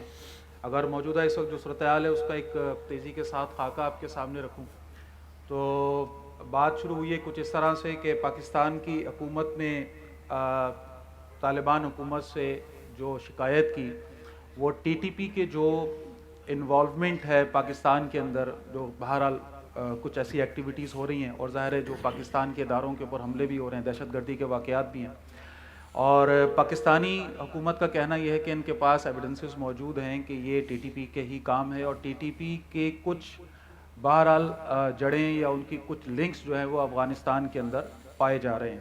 ان ایویڈنسز کے حوالے سے، ان ثبوتوں کے سامنے آ جانے کے بعد پاکستانی حکومت نے طالبان حکومت کی ہر سطح پر حمایت سے ہاتھ اٹھا لیے ہیں۔ ویسے تو یہ ہم سب کو پتہ ہے کہ آفیشلی تو یہ ویسے بھی نہیں تھی حمایت، اور لیکن یہ کہ بہرحال ایک اسٹریٹجیکلی یہ حمایت چل رہی تھی، ہر سطح پر ہی فیسیلیٹیشن چل رہی تھی، ٹریڈ کا معاملہ بھی چل رہا تھا، لیکن اس کے بعد سے بالکل ایک دم پاکستان نے ہاتھ اپنے پیچھے کیے ہیں، ہر سطح پر اس حمایت سے انکار کیا ہے۔ ٹریڈ کے حوالے سے بات کریں تو تازہ مثال یہ ہے کہ افغانستان کے ہزاروں کی تعداد میں کنٹینرز ہیں کہ جو کراچی کی بندرگاہ پہ کھڑے ہوئے ہیں. وہ کہہ رہے ہیں جی ان کو آپ آگے بڑھائیں, اور پاکستانی گورنمنٹ ظاہر ہے اس پر ایکشن نہیں لے رہی ہے. یہ ایک زاویہ آپ کے سامنے رکھ رہا ہوں, اور بھی اس میں کئی معاملات ہیں. تو اس ساری صورتحال میں ایک موقف جو پاکستانی حکومت کا ہے وہ یہ ہے کہ بھئی طالبان افغانستان سے کہ بھئی ٹی ٹی پی کے ساتھ جو بھی آپ کا کسی بھی حوالے سے جو مراسم ہیں انہیں ختم کیا جائے, اور ہر صورت جو ہے پاکستان میں ہونے والے جو بھی معاملات ہیں ان کو جس میں ٹی ٹی پی کی انوالومنٹ آ رہی ہے اس کو کنٹرول کیا جائے. طالبان کی طرف سے جو بیان آتا ہے وہ بھی بڑا ویلڈ ہے, اور انہوں نے کہا کہ بھئی پہلی بنیادی بات تو انہوں نے یہ کہی کہ پاکستان میں کسی بھی قسم کی دہشت گردی کو ہم سپورٹ نہیں کرتے. البتہ ٹی ٹی پی کے حوالے سے جو بھی اسٹریٹجی ہے یا جو بھی ان کی کچھ سیاسی ضرورت ہے, بہرحال اس کے حوالے سے ان کا موقف یہ ہے کہ پاکستان ہمیں پہلے آفیشلی تسلیم کرے, اور اس کے بعد پھر ہمیں باقاعدہ پاکستان کی طرف سے ایک میسج آئے تو ہم اس کا رسپانس دیں گے. پاکستان کہتا ہے ہم نے دیا ہے, وہ کہتا ہے ہمیں کوئی ایسا میسج نہیں ملا ہے. بہرحال یہ معاملات چل رہے ہیں اور آگے بڑھ رہے ہیں. حالات پاکستان میں بھی اچھے نہیں ہیں, افغانستان میں بھی اچھے نہیں. یہ بھی ہم ذہن میں رکھیں, طالبان افغانستان سے ہماری ایک دلی وابستگی ہے, اور ہر ایک اسلامی ذہن رکھنے والے شخص کی ہے. اور صرف یہاں نہیں بلکہ افغانستان کے شہریوں کی بھی پاکستان کے ساتھ ایک بڑی اہم وابستگی ہے, اور وہاں کے بھی حالات کوئی اتنے اچھے نہیں ہیں. ایک ابھی رپورٹ کے مطابق وہاں پر قوم پرستی بڑی شدت کے ساتھ بڑھ رہی ہے, جو کہ طالبان حکومت کے لیے ایک بہت بڑا چیلنج ہے اس وقت. ایک فیکٹر یہاں پر یہ ذہن میں ہمیں رکھنا چاہیے کہ بہرحال وہ نسبتاً نئی حکومت ہے, اور یہ بھی ذہن میں رہے کہ اس وقت جو یہ ان کو باری ملی ہے یا حکومت ملی ہے, یہ اس کنڈیشن سے بالکل مختلف ہے جو اس سے پہلے یہ آئے تھے. اب جو چیلنجز ہیں وہ بالکل الگ رخ کے ہیں, وہ اتنے آسان نہیں ہیں. اب سیاسی سطح پر جو مائلسٹونز طے کر رہے ہیں طالبان حکومت کو, وہ کہیں زیادہ مشکل ہیں اس پچھلے دور کے مقابلے میں. بہرحال تو پاکستان کو ایک مدبرانہ کردار یہاں ادا کرنا ہوگا, اور کچھ معاملات کو تھوڑا گہرائی میں جا کر دیکھنا ہوگا. دونوں ملکوں کے جو بھی بڑے ہیں ان کو ساتھ بیٹھنا ہوگا. ایک نقطہ بڑا اہم اس میں یہ ہے کہ اس بات کو اچھی طرح سمجھیں کہ کیا عالم کفر یہ چاہے گا کہ پاکستان اور افغانستان کے تعلقات اچھے ہوں؟ باقی سب کو چھوڑ دیجئے, برابر میں بیٹھا ہوا ہمارا اصلی دشمن ہے بھارت, اور ہم جانتے ہیں کہ بھارت نے اپنے پنجے پچھلے ادوار میں بہت زیادہ گاڑے ہیں افغانستان کے اندر. وہ روٹس ہیں وہاں پر, ان کی ایجنسیز ہیں وہاں پر. تو کیا اس بات کا امکان ہم اس کو مائنس کر سکتے ہیں کہ جو بھی حالیہ معاملات ہو رہے ہیں اس کے اندر بھارت انوالو ہے؟ یہ باقاعدہ ایک سازش ہے جس پہ پاکستان اور افغانستان حکومتوں کو دور کرنے کے لیے اور ان کے درمیان اختلافات لانے, کیونکہ اگر یہ دونوں حکومتیں ملتی ہیں تو اس کا سب سے بڑا نقصان سب سے پہلے تو بھارت کو ہے, اور پھر پورے عالم کفر کو ہے, ہم سب جانتے ہیں. تو بہرحال, اور ابھی تھوڑی دیر پہلے انہیں حدیث کا تذکرہ آیا, خراسان کا تذکرہ آیا, اور یہ تو ظاہر سی بات ہے ایک پورا پیچ ہے کہ جس پہ پاکستان اور افغانستان دونوں اس میں شامل ہیں. تو وہ ہم سے زیادہ اویئر ہیں ان حدیث کے حوالے سے کہ جو اللہ کے نبی صلی اللہ علیہ وسلم ہمیں آخری دور کی بتا کر گئے. تو اس حوالے سے یہ حالات بہرحال خراب ہیں, مزید خراب ہو رہے ہیں, آگے سے آگے جا رہے ہیں. دونوں حکومتوں کو بہت نہ وہ افورڈ کر سکتے ہیں, نہ پاکستانی گورنمنٹ افورڈ کر سکتی ہے کہ یہ حالات خراب ہوں. اس سے مزید معاملات بگڑیں گے, انتشار ہوگا, ڈسٹیبلائزیشن ہوگی, دونوں حکومتیں کمزور ہوں گی. تو اس حوالے سے بہرحال دونوں طرف کی حکومتوں کو بہت زیادہ مدبرانہ اور دانشمندانہ فیصلے کرنے ہوں گے. یہ بات آپ نے صحیح کہی کہ اس وقت جو حکومت ہے طالبان کی, ان کو بہت سی مشکلات کا سامنا ہے. اس میں ایک بہت بڑا مسئلہ یہ ہے کہ 20 سال میں امریکہ اپنی ثقافت کے بیج بو گیا ہے افغانستان میں. سوشل میڈیا اس وقت نہیں تھا, اب ہے. اب ان کو طالبان کو بھی سمجھ کے, سوچ سمجھ کر قدم اٹھانے پڑ رہے ہیں. بہرحال ہماری دعا ہے کہ اللہ تعالیٰ ان کو اس بات کی توفیق دے کہ وہ افغانستان کے معاملات بھی ٹھیک کر سکیں, اور ہمارے حکمرانوں کو توفیق دے کہ پاکستان کے معاملات ٹھیک کریں اور افغانستان کے ساتھ معاملہ آگے بڑھے. یہ بات بالکل صحیح ہے کہ خراسان کا جو تذکرہ ڈاکٹر اسرار احمد رحمۃ اللہ علیہ کیا کرتے تھے, اس میں پورا افغانستان شامل ہے, اور یہ احادیث کا پر ایمان ان کا ہم سے زیادہ ہے, اور وہ اس کے لیے پیش بندی بھی کرتے ہیں. مسئلہ ہمارا یہ کہ ہے, جس کے شعر میں کہا گیا نا کہ خود مومن ہے محروم یقین, ہمارا معاملہ یہ ہے. اس وقت جو میں ایک نقطہ اگر اجازت دیں تو یہ جو افغان پناہ گزینوں کے حوالے سے پاکستانی حکومت نے فیصلہ کیا ہے, یہ بھی ایک اس میں بہرحال موقف سامنے کئی دفعہ آ چکا ہے. تیسری نسل ان کی یہاں پر اب پل رہی ہے, جوان ہو رہی ہے, اور ایک دم ایک ہی حلے میں یہ کہہ دینا کہ بس اب آپ یہاں سے نکل کے جائیں, یقیناً یہ انسانی حقوق کے حوالے سے بھی ایک مناسب عمل نہیں ہے۔ اس پر بھی بہت ہی دانشمندانہ انداز میں حکومت پاکستان کو اپنی اسٹریٹجی بنانی چاہیے اور قانونی اور اخلاقی سارے ضابطے پورے کرتے ہوئے ان سارے معاملات کو آگے لے کے جانا چاہیے، ورنہ یہ اور معاملات خراب ہوں گے۔ اصل میں امریکہ بھی نہیں چاہتا نا کہ پاکستان اور افغانستان قریب آئیں، تو لہٰذا یہاں سے بھی ڈکٹیشن جو ہے وہ امریکہ کی بھی ہوتی ہے کہ وہاں پہ کوئی نہ کوئی ایسی حرکت کیے رکھو۔ خورشید انجم صاحب، پاکستان اور افغانستان کے حوالے سے تنظیم اسلامی کا دو ٹوک موقف کیا ہے؟ اصل میں اس حوالے سے تھوڑا سا تاریخی طور پر ہمیں دیکھنا ہوگا۔ افغانستان کے ساتھ ایک روز اول سے مخاصمت کا رویہ رہا اور یہ افغانستان کی جانب سے تھا، پاکستان کے لیے، اور اس کا بھرپور فائدہ بھارت نے اٹھایا اور ظاہر ہے اس کی شہ بھی اس میں شامل تھی، اور بھارت کے ساتھ ان کے تعلقات بڑے مضبوط رہے ہیں، بڑے اچھے رہے ہیں۔ ایک دور آیا ہے، اچھا اس دوران روس آیا اور اس وقت جہاد اور پاکستان کا بڑا اہم کردار رہا۔ پھر روس کے جانے کے بعد پھر ایک کیفیت پیدا ہوئی، پھر اس کے بعد طالبان کی حکومت آئی۔ یہ واحد دور تھا کہ ہماری یہ سرحد افغانستان کے ساتھ جو سرحد تھی یہ بالکل محفوظ ہو گئی، یعنی پاکستان کی مغربی سرحد پہلی مرتبہ بالکل محفوظ ہو گئی۔ لیکن پھر اس کے بعد جو بھی کیفیت ہوئی آپ کو معلوم ہے کہ امریکہ آیا، پھر مشرف کی جو پالیسیاں رہی ہیں افغانستان کے حوالے سے، اور پاکستان جس طرح لاجسٹک سپورٹ کے نام پر جو کچھ کیا گیا ہے وہ بھی سامنے ہے، اور پھر خاص کر قبائلی علاقوں کے اندر جو کچھ کیا گیا۔ اصل میں جو لوگ آئے تھے، مثلا جہاد افغانستان میں عربوں کی ایک کثیر تعداد آئی تھی، اور وہ کھاتے پیتے لوگ تھے، شہزادے تھے جو یہاں آئے جذبہ جہاد کے جذبے سے، شوق شہادت اور شوق جذبہ جہاد اس سے یہ آئے ہیں۔ یہاں آ کر انہوں نے اس علاقے میں وہ مکمل طور پر آباد ہو گئے۔ ایسے لوگ بھی تھے جنہوں نے پاسپورٹ جلا دیا اپنے۔ ہم کسی ایسی چیز کو نہیں مانتے، انما المؤمنون اخوہ، اس جذبے کے تحت ہوا ہے۔ یہاں انہوں نے شادیاں بھی کر لی، اور پھر ان کے آگے اولادیں اور یہ سلسلہ۔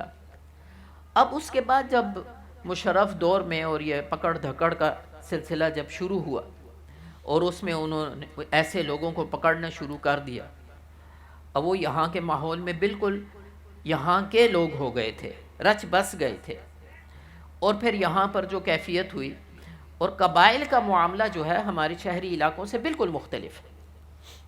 وہاں اگر کوئی شخص ہے، کوئی کسی قبیلے میں اس نے شادی کیا تو وہ پورے قبیلے کا داماد ہے، وہ کسی ایک شخص کا داماد نہیں، یا اگر اس کے بچے ہیں تو وہ پورے قبیلے کے لیے۔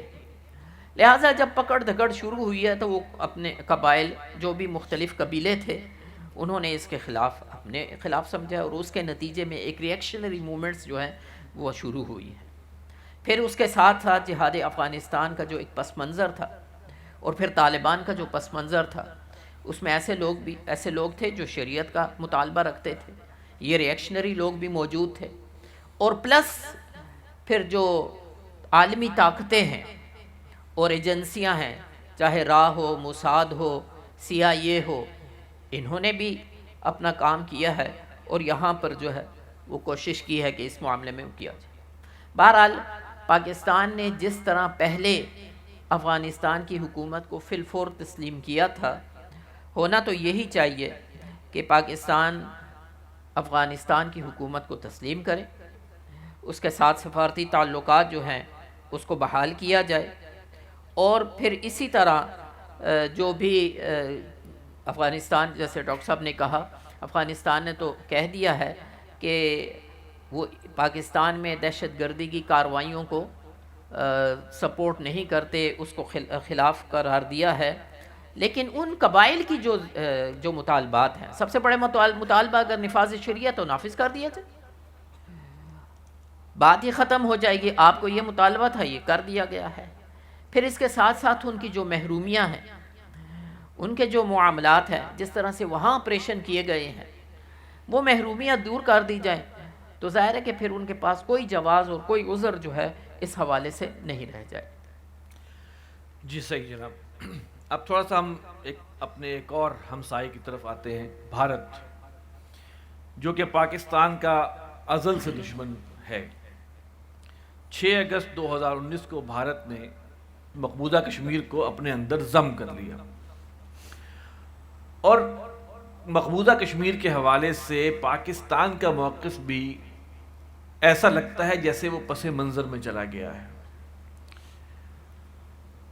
میرا سوال رضا الحق صاحب آپ سے ہے کہ آپ حکومت پاکستان کو اس حوالے سے کیا مشورہ دیتے ہیں، اور میرا سوال اپنا ڈاکٹر صاحب آپ سے بھی یہی سوال ہوگا۔ جی آصف بھائی، جو حکومت پاکستان اور پاکستان کا کشمیر کے حوالے سے موقف تو روز اول سے بڑا کلیئر ہے کہ کشمیر پاکستان کے قیام کا جو ایک ایجنڈا آئٹم ہے وہ ابھی تکمیل ہونا باقی ہے، اور کشمیر وہ ایجنڈا آئٹم ہے۔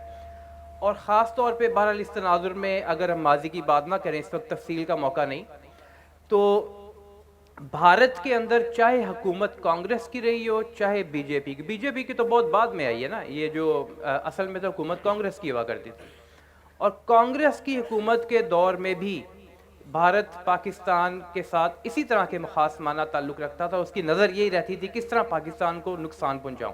آپ نے دیکھا کہ 71 میں جب پاکستان 2 لخت ہوا تو اندرا گاندھی نے بیان دیا کہ ہم نے 1000 سالہ غلامی کا بدلہ حاصل کر لیا، کیونکہ اس میں انڈیا انوالو تھا، سب کو معلوم ہے، مکتی بانی کی سپورٹ انڈیا نے کی تھی۔ اس کے بعد جیسا کہ میں نے عرض کیا کہ یہاں تک کہ پاکستان کے، میں نے ابھی کچھ ٹائم قبل ذکر کیا تھا نا کہ ڈی نیوکلیئرائزیشن بھی ایک ان کا آبجیکٹیو سمجھ لیں یا ان کا ایک ہدف سمجھ لیں، تو پاکستان کے ایٹمی تنصیبات پر حملہ کرنے کے لیے اسرائیل نے 2 مرتبہ بھارت کی سرزمین کو استعمال کرنے کی کوشش کی، یہ بھی ایک ریکارڈ کا حصہ ہے، جو کہ بہرحال پھر ہمارے اس وقت صدر ضیاء الحق تھے، راجیو گاندھی سے ملاقات کی اور یہ پیغام وہاں پہ پہنچایا گیا۔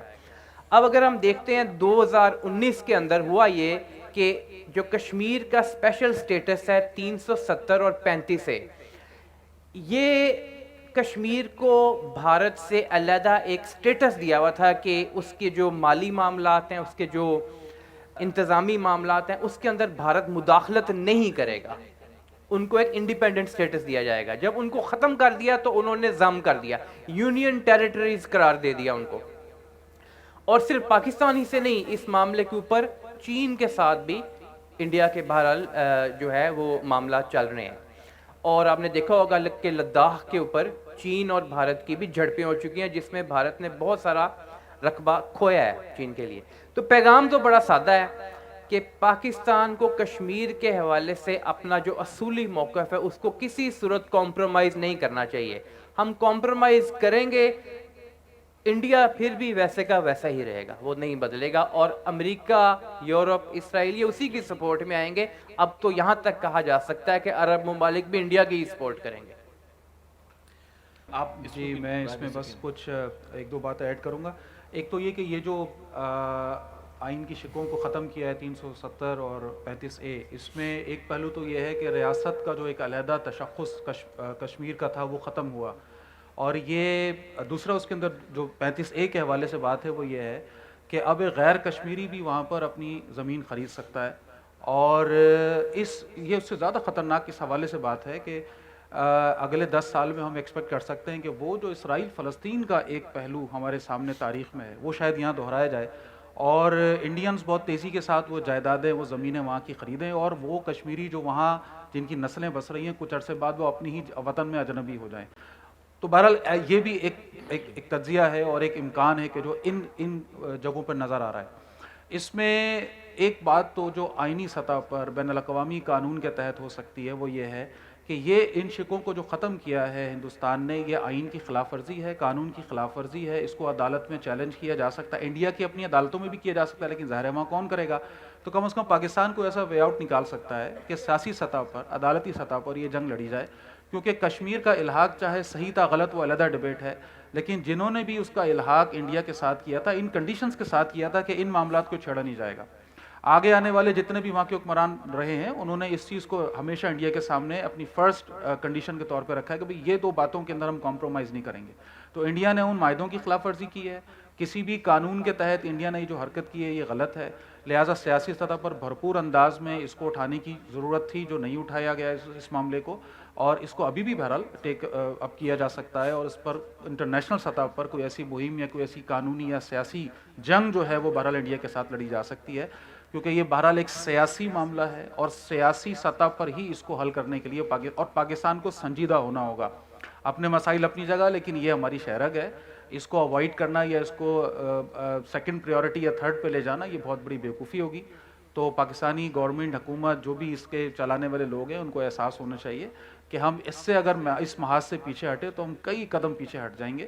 لہٰذا جہاں جہاں جس سطح پر بھی کشمیر کاز کے حوالے سے محنتیں ہو رہی ہیں اور خالص سیاسی سطح پر ہو رہی ہیں, آئین قانون کے تحت ہو رہی ہیں, وہ جاری رہنی چاہیے, ان پر کمپرومائز نہیں ہونا چاہیے. خورشید انجم صاحب, 2024 بھارت میں الیکشن کا سال ہے, آپ کا کیا خیال ہے اس دفعہ بھی مسلمان دشمنی کو بنیاد بنا کر بی جے پی پھر ووٹ حاصل کر لے گی؟ اور اگر خدا نہ خواستہ ایسا ہوا تو ہندوستان میں رہنے والے 30 کروڑ کے لگ بھگ مسلمان, ان کی صورتحال کیا ہو سکتی ہے, اور آپ ایسی صورتحال میں وہاں کے مسلمانوں کو کیا مشورہ دیتے ہیں؟ دیکھیے, اس کو تھوڑا سا تاریخی طور پر اگر ہم دیکھیں, یہ ہندوستان کی یا بھارت کی تقسیم یہ کوئی سیاسی مسئلہ نہیں ہے ہندوؤں کے نزدیک, بلکہ یہ ان کے عقیدے کا مسئلہ ہے. ہندو دھرتی ماتا یا مہا بھارت اس کو تقسیم کیا گیا, اور بی جے پی تو بہرحال ہے ہی سیاسی ونگ ہے آر ایس ایس کا, لیکن اندرا گاندھی کا اپنا معاملہ کیا تھا؟ جب بنگلہ دیش کو جدا کیا گیا, انہوں نے جو بھی مشرقی پاکستان کو جدا کر کے بنگلہ دیش بنوایا, اس وقت الفاظ تھے اندرا گاندھی کے, ہم نے 1000 سالہ شکست یا غلامی کا بدلہ لے لیا. اور دوسرا جملہ اس کا یہ تھا کہ ہم نے دو قومی نظریے کو, یہ دو قومی نظریہ کیا ہے؟ وہی جس کی بنیاد پر پاکستان بنا ہے, اس کو خلیج بنگال میں ڈبو دیا. پھر وہ الیکشن جیتنے کے لیے ہندو دیوی کے روپ میں آئی تھی. پھر اسی طرح اس نے باقاعدہ ایک اسٹڈی مشن اسپین بھیجا تھا کہ وہ جا کر اسٹڈی کریں کس طرح یہاں پر مسلمانوں نے 800 سال حکومت کی ہے, اور پھر ان کا بالکل ملیامیٹ کر دیا گیا.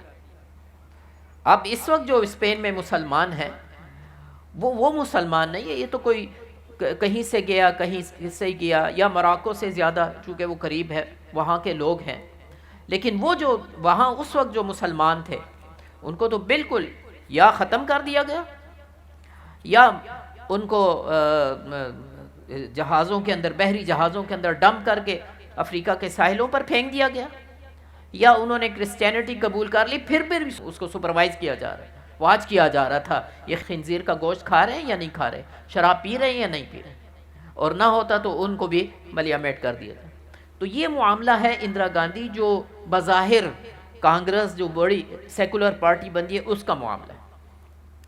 اور جو معاملہ ہے بی جے پی کا, جیسے میں نے کہا یہ تو آر ایس ایس کا ایک سیاسی ونگ ہے, اور ہندوتوا کو جس طرح انہوں نے کیا ہے اور ہماری مساجد گرائی ہیں, مقدسات کے ساتھ جو کچھ کر رہی ہیں, اور جس طرح کا معاملہ اب کچھ عرصے سے چلا جا رہا ہے, مسلمانوں کی باقاعدہ نسل کشی کی جا رہی ہے, ان کو ختم کرنے کی کوشش کی جا رہی ہے, اور جس طرح سے یہ چل رہا ہے تو اس کو مزید ہائپ دیا جائے گا, اور ایک فضا ایسی پیدا کی جائے گی کہ وہ زیادہ سے زیادہ, اور ظاہر ہے کہ اگر وہ الیکشن میں ایک اچھی اکثریت کے ساتھ آتے ہیں تو پھر ظاہر ہے کہ اس کے بعد جو چیزیں سامنے آئیں گی وہ بہت ہی خوفناک ہوگی. لیکن بہرحال جب حالات اتنے ورسٹ ہو جائیں تو اسی سے پھر کوئی امید کی کرن بھی پیدا ہوتی ہے, اور سب سے بنیادی چیز اس وقت مسلمانوں کے لیے وہ تو ان کا اپنا اتحاد اور اتفاق ہے. جیسے کسی موقع پر مسلم پرسنل لا بورڈ، جب مسلمانوں کے آئلی قوانین کو چھیڑا گیا، وہ آئلی قوانین جو ایوب خان کے، ہمارے ہاں جو ہے ایوب خان کے بنائے ہوئے، اور وہ اسی طرح چل رہے، لیکن وہاں جب چھیڑا گیا تو سارے مسلمان یکمشت ہو گئے، ایک مٹھ ہو گئے، اور وہ کھڑے ہو گئے اور حکومت کو گھٹنے ٹیکنے پڑے۔ تو اس حوالے سے بہرحال اس کے مقابلے میں اب حالات بہت ہی سخت ہیں، اور مسلمانوں کو وہاں پر اکٹھا ہونا پڑے گا، یکمشت ہونا پڑے گا، اپنے داخلی اختلافات ختم کرنے پڑیں گے۔ لیکن اس کا ایک دوسرا رخ بھی ہے کہ یہ جو ایک ہائپ پیدا کیا جا رہا ہے ہندوتوا کا، اور جس طرح سے اس کو کیا جا رہا ہے، تو جو پڑھے لکھے ہندو ہیں، جو سمجھدار ہندو ہیں، وہ اس چیز سے متنفر ہو رہے ہیں، اور یہی چیز تھی جس کی طرف توجہ دلائی تھی۔ ابھی ڈاکومنٹری میں بھی آپ نے دیکھا ہے، بانی محترم انڈیا 2-3 مرتبہ گئے تھے، اور انہوں نے مولانا ابو الحسن علی ندوی رحمہ اللہ سے یہ کہا تھا کہ آپ اپنے لوگوں کو سنسکرت پڑھوائیں، کیونکہ سنسکرت ان کی مذہبی زبان ہے، اور جب تک یہ نہیں پڑھیں گے یہ تبلیغ کا حق ادا نہیں کر سکتے۔ تو دعوت کا کام ایک بہت وسیع میدان ہے مسلمانوں کے لیے، وہاں پر وہ جو ذمہ داری ہے، وَكَذَلِكَ جَعَلْنَاكُمْ أُمَّةً وَسَطًا لِتَكُونُوا شُهَدَاءَ عَلَى النَّاسِ وَيَكُونَ الرَّسُولُ عَلَيْكُمْ شَهِيدًا۔ اور شاہ ولی اللہ رحمہ اللہ کا ایک مکاشفہ بھی ہے کہ ایک وقت آئے گا، ڈاکٹر صاحب نے اس کو بہت عام کیا تھا، ایک وقت آئے گا کہ اعلیٰ ذات کے برہمن، ہندو برہمن، وہ اسلام قبول کر لیں گے، اور میرا خیال ہے کہ وہ یہی کیفیت ہوگی کہ جس کے اندر جو بھی کچھ سوچنے سمجھنے والے، جو سمجھدار لوگ ہیں، جو وہ اس طرف آئیں گے، اور پھر حالات جو ہے وہ پلٹا کھائیں گے۔ لیکن بہرحال یہ اتنا آسان کام نہیں ہے، اس میں سب سے بنیادی چیز اتحاد اور پھر دعوت، یہ دونوں چیزیں ہوں گی تو انشاءاللہ کام۔ ڈاکٹر انوار صاحب، میرا آپ سے سوال یہ ہے کہ قیام پاکستان سے لے کر آج تک، جیسے کہ آپ کو معلوم ہے کہ ہم ایک طرح کی تنزلی کا شکار ہیں، کرپشن کے اندر عالمی انڈیکس پہ ہم 140ویں نمبر پہ کھڑے ہیں، قانون کی حکمرانی کے حوالے سے 130ویں نمبر پہ کھڑے ہیں، پاکستان کے قیام کا مقصد تاحال نامکمل ہے، بلکہ بظاہر ریورس کا شکار ہے۔ آپ کیا سمجھتے ہیں کہ پاکستان کے حالات کس طرح بہتر ہو سکتے ہیں مختصراً؟ مختصر ترین بات تو اس میں وہی ہے کہ پاکستان جس مقصد کے لیے بنایا گیا تھا، جب تک وہ مقصد حاصل نہیں ہوگا، یہ ایک بے مقصدیت، یا یوں کہہ لیں کہ ایک بے مقصد ریاست ہے جس کا کوئی فیوچر نہیں ہو سکتا۔ پاکستان کا مطلب کیا؟ لا الہ الا اللہ، یہ وہ جذبہ تھا کہ جس نے گلی گلی کوچے کوچے میں ہر شخص کو لا کر مسلم لیگ کے پلیٹ فارم پہ جمع کیا تھا، اور بہرحال ایک سیاسی سطح پر ایک انقلاب آیا تھا، اور ناممکن ممکن ہوا تھا۔ اللہ کی طرف سے یہ معجزہ ہمیں ملا 27ویں شب میں، رمضان المبارک کی شب جمعہ میں، اور اسباب کے لحاظ سے جس کا قائم ہونا ناممکن تھا، بہرحال اللہ نے یہ فضل فرمایا اور اس وقت کی کوششیں رنگ لائیں۔ لیکن جو اصل بنیادی بات ہے وہ یہ ہے کہ وہاں پر تمام کے تمام جو لوگ متفق ہوئے تھے، اور ڈاکٹر سالم صاحب رحمہ اللہ جو مثال دیا کرتے تھے کہ یو پی کے مسلمان نے بھی جو ہے وہ ووٹ دیا مسلم لیگ کو، حالانکہ اس کو تو نہیں پاکستان میں شامل ہونا تھا۔ کس چیز نے ان کو جوڑا تھا؟ کلمے نے جوڑا تھا۔ اس ملک پاکستان کے الگ الگ رنگ ہیں، الگ الگ علاقے ہیں، الگ الگ روایتیں ہیں، الگ الگ تہذیبیں ہیں، الگ الگ کلچرز ہیں، یہ ایک ہی شے ہے جو ان کو جوڑ کر ایک ساتھ رکھ سکتی ہے، وہ ہے کلمہ۔ اگر اس کلمے پر خدا نہ خواستہ کمپرومائز کیا، جو کہ سیاسی سطح پر، معاشی سطح پر تو ہم کر چکے ہیں، اور اس سے مزید نہیں چاہے تو پھر تو کچھ نہیں بچے گا، جو بچا کچھ ہے وہ بھی جائے گا۔ تو بنیادی بات یہی ہے، مختصر ترین اور جامع ترین بات یہی ہے کہ جب تک وہ جو بات آتی ہے کہ اپنی ملت پر قیاس اقوام مغرب سے نہ کر، خاص ہے ترکیب میں قوم رسول ہاشمی، جب تک ہم اللہ کی طرف نہیں لوٹیں گے ہمیں دنیا میں بھی کوئی ترقی نہیں ملے گی۔ اقوام مغرب ہیں، ٹھیک ہے، ان کے لیے یہ دنیا وہ جنت ہے، وہ اپنے انداز میں ترقی کریں، وہ جس کو ترقی کہتے ہیں وہ کہیں۔ ہماری ترقی، ہماری اسٹیبلٹی، ہمارا معیار زندگی، اس ملک پاکستان کی حفاظت، یہ صرف اور صرف کلمے کے ساتھ منسلک ہے۔ اگر وہ ہم نے اپنایا تو آگے ہمارا مستقبل اس دنیا میں ہے، نہیں تو بہرحال خدا نہ خواستہ بہت جلد یہ تاریخ سے یہ قوم ختم ہو جائے گی، خدا نہ خواستہ۔ اس پہ آپ کی اجازت سے میں کچھ معمولی سا اضافہ کرنا چاہوں گا، بلکہ اسی بات کو آگے بڑھاؤں گا یہ بات درست ہے کہ جب تک جس نظریے کی بنیاد پر پاکستان قائم نہیں ہوا، جب تک اس پر نہیں لوٹیں گے اور اس کی جدوجہد نہیں کریں گے، اس وقت تک یہ ملک، اس کا لانگ ٹرم مستقبل تو کسی صورت میں بھی محفوظ نہیں ہے۔ لیکن معاملہ یہ ہے کہ جب تک وہ نہیں ہوتا، کچھ نہ کچھ تو چلانا ہے نا ملک میں۔ اس حوالے سے جو بانی محترم ڈاکٹر اسرار احمد رحمۃ اللہ علیہ کی رہنمائی وہ یہ ہے کہ مارشل لاء سے بہرحال جمہوریت بہتر ہے، اور اس کی دلائل ہیں، بہت سارے دلائل ہیں۔ دیکھیے پاکستان جو ہے وہ آغاز سے یہاں پہ اشرافیہ کی حکومت رہی ہے۔ اشرافیہ سے مراد کیا ہے؟ آپ اپنی جو چاہے سول اور ملٹری بیوروکریسی اس کا تذکرہ کر لیں، جاگیردار تھے اور آگے جا کے پھر سرمایہ دار بھی اس میں شامل ہو گئے۔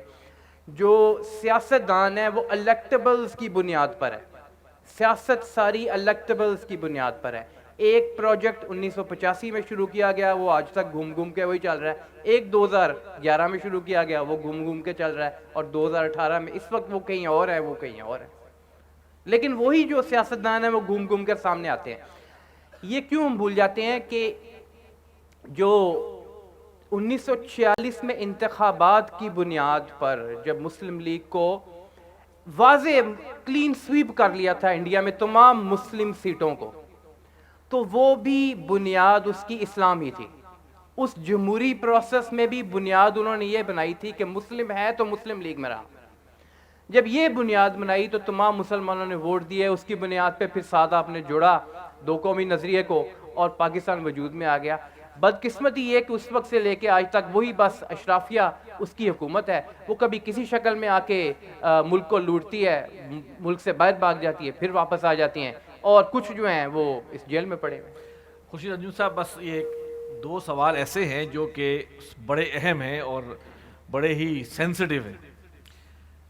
پہلا کہ دیکھیں، تنظیم اسلامی انقلابی جماعت ہے اور انتخابی طریقہ کار یا الیکشن پولیٹکس کو اختیار کرنے کے خلاف ہے، لیکن دیکھا یہ گیا ہے کہ انتخابات کرانے اور سیاسی عمل کو جاری رکھنے کا مطالبہ تنظیم اسلامی کرتی رہتی ہے۔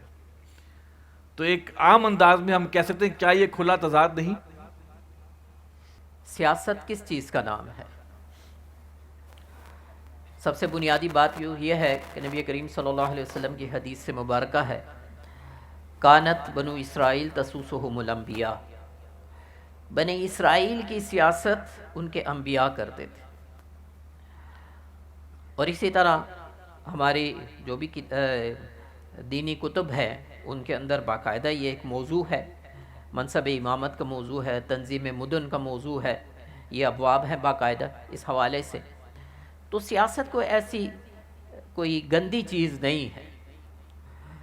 پھر اس کے ساتھ ساتھ آپ یہ دیکھیے کہ کوئی بھی باشعور شخص اپنے ارد گرد سے لا تعلق نہیں رہ سکتا۔ البتہ جو اس وقت ہماری سیاست ہے، تنظیم اسلامی سیاست، ہمارے ہاں یہ سمجھا جاتا ہے کہ جو انتخابات میں حصہ لے رہا ہے وہ سیاست میں حصہ لے رہا ہے، اور اس کے علاوہ کچھ بھی نہیں۔ حالانکہ سیاست کے اگر دو بڑے حصوں میں تقسیم کیا جائے تو ایک نظری سیاست ہے اور ایک عملی سیاست۔ نظری سیاست کی سب سے واضح مثال صحافی ہیں، وہ کس طرح سے قوم کا ایک رخ متعین کرتے ہیں، رائے عامہ ہموار کرتے ہیں، اور جیسے آپ کو پتہ ہے اب یہ چیزیں تو زبان زد عام ہے، کس طرح ان کو خریدا جاتا ہے جو معاملات ہوتے ہیں۔ پہلے پرنٹ میڈیا تھا، اب الیکٹرانک میڈیا بھی اس میں شامل ہو گیا ہے۔ پھر اس کے ساتھ ساتھ عملی سیاست۔ عملی سیاست کے بھی دو حصے ہیں، ایک انقلابی ہے اور ایک انتخابی ہے۔ تو تنظیم اسلامی یہ سمجھتی ہے کہ یہاں تبدیلی جو ہے وہ اسلامی نظام کہہ لیجئے، نظام مصطفیٰ کہہ لیجئے، خلافت کہہ لیجئے، وہ ان انتخابات کے ذریعے سے نہیں آ سکتا۔ اس کے علیحدہ دلائل ہیں، اس وقت وہ موقع نہیں۔ لیکن یہ ہے کہ یہ جو جب تک، جیسے کہ رضا الحق صاحب نے بھی فرمایا کہ ایک سلسلہ مارشل لاء کے مقابلے میں انتخابات کا سلسلہ جاری رہنا چاہیے۔ بانی محترم اس کی مثال دیا کرتے تھے کہ ایک ہے کسی شخص کا زندہ رہنا، اب اس کے لیے ہوا کی ضرورت ہے، اس کو غذا کی ضرورت ہے، اس کو پانی کی ضرورت ہے، یہ ایک علیحدہ معاملہ ہے۔ ایک ہے اس کا مسلمان ہونا۔ تو اس ملک کے زندہ رہنے کے لیے انتخابات کا ایک سلسلہ یہ جاری و ساری رہنا چاہیے، لوگوں کے اندر سینس آف پارٹیسپیشن ہو، ان کے نمائندے موجود ہیں، وہ انقلاب ہی کے ذریعے ہوگا، اور وہ انقلاب آئے گا منہج انقلاب نبوی کے ذریعے، نبی کریم صلی اللہ علیہ وسلم کی سیرت سے جو اخذ کرتا ہے اس کے ذریعے سے ہی آ سکتا ہے، اس کے بغیر ممکن نہیں۔ اچھا، اسی میں آخری سوال ہے ناظرین کہ ابھی الیکشن سن رہے ہیں کہ الیکشن ہونے ہیں پاکستان میں، اللہ کرے کہ وہ ہوں، لیکن اس میں صورتحال یہ آتی ہے کہ رفقائے تنظیم اسلامی اکثر یہ سوال کرتے ہیں کہ ووٹ ڈالنے کے حوالے سے اور یا پھر کسی امیدوار کی تائید کرنے کے حوالے سے ہمارا موقف کیا ہونا چاہیے؟ اس میں بڑی واضح پالیسی ہے، اور یہ آج سے نہیں ہے، بانی محترم اس کو یوں کہہ لیجئے کہ متعین کر کے گئے ہیں، اور اصل میں تو جماعت اسلامی سے جب انہوں نے استعفیٰ دیا ہے، نکلے ہیں، تو اس کے انتخابی سیاست میں جانے کی وجہ سے دیا، لہٰذا یہ ہمارے جو رہنما اصول ہیں اس کی دفعہ 11 کے اندر یہ طے کر دیا گیا ہے کہ تنظیم اسلامی جماعتی حیثیت سے بھی انتخابات میں حصہ نہیں لے گی، اور نہ ہی تنظیم کا کوئی رفیق انفرادی طور پر وہ انتخابات میں حصہ لے سکے گا یا کسی کے حق میں کنوینسنگ جو ہے وہ کر سکے گا۔ یہ تو طے شدہ ہے تنظیمی طور پر، نہ خود حصہ لینا ہے جماعتی طور پر، نہ انفرادی طور پر، نہ کسی کے حق میں کنوینسنگ کرنی۔ البتہ جہاں تک ووٹ کا معاملہ ہے اس کے لیے بھی 2 شرائط طے کی گئی ہے۔ نمبر 1، جس امیدوار کے حق میں ووٹ دیا جا رہا ہے 2 چیزوں کو دیکھ لیا جائے، کم از کم ظاہری اعتبار سے وہ فسق و فجور کا مرتکب نہ ہو، اور نمبر 2، اگر وہ کسی پارٹی کے ساتھ وابستہ ہے تو اس کے منشور میں یا اس کی قیادت کے جو بھی اعلانیہ یا ظاہری بیانات ہیں، اس کے جو نظریات ہیں، اس کے جو تصورات ہیں، اس میں کوئی بات خلاف شریعت نہ ہو، خلاف اسلام نہ ہو۔ یہ 2 شرائط ہیں، لیکن بہرحال یہ اس شخص کا اپنا ذاتی فیصلہ ہوگا۔ تنظیم کسی جماعت کو ایز اے جماعت نہ کوئی انفرادی طور پر، نہ تنظیم اجتماعی طور پر کسی جماعت کی کنوینسنگ نہیں کرتی۔ تو یہ انتخابات اور ووٹ ڈالنے کے حوالے سے تنظیم کا ایک موقف ہے۔ ناظرین، یہ تھا ہمارا آج کا پروگرام، اور اگرچہ موضوعات بہت سارے اور بھی ہیں اور اس پر بات ہو سکتی ہے، لیکن وقت بھی محدود ہے۔ میں شکر گزار ہوں جناب خورشید انجم صاحب کا، ڈاکٹر انوار علی صاحب کا اور رضا الحق صاحب کا کہ انہوں نے وقت دیا، اور الحمدللہ جتنے سوالات ہم نے لکھے تھے وہ اللہ کا شکر ہے کہ ہم وہ اس کے جوابات لے سکے ہیں۔ انشاءاللہ اگلے سال پھر اسی طرح زمانہ گواہ پروگرام میں پھر حاضر ہوں گے۔ اس وقت تک کے لیے اجازت دیجیے۔ السلام علیکم ورحمۃ اللہ وبرکاتہ۔